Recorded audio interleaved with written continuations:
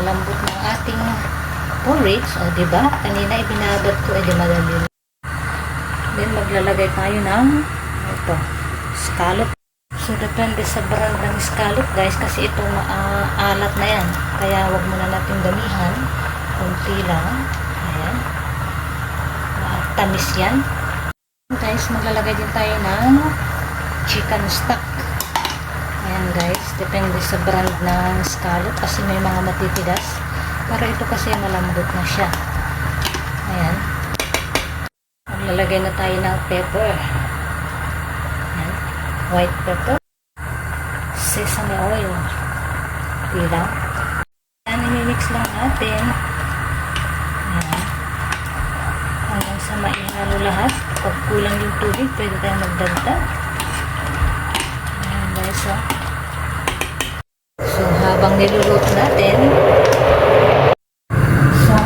habang niluluto natin ito, ayan, ihimayin na natin itong ating pinakulong chicken kanina. So, ayan guys, ito yung chicken kanina, hihimayin lang natin siya ng maliliit. Ayan.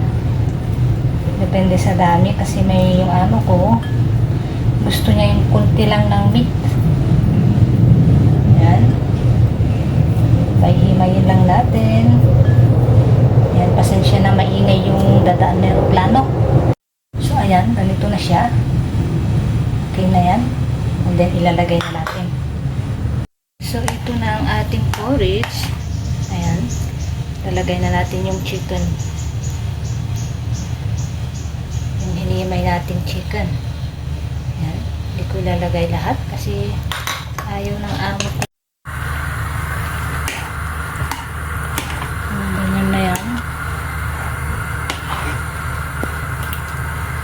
Okay.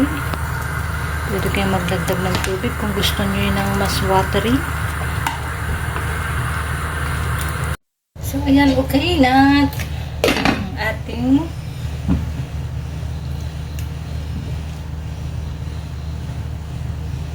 porridge. Tapos na rin tayo ng onion. Spring onion para i-toppings natin yan mamaya. O, diba?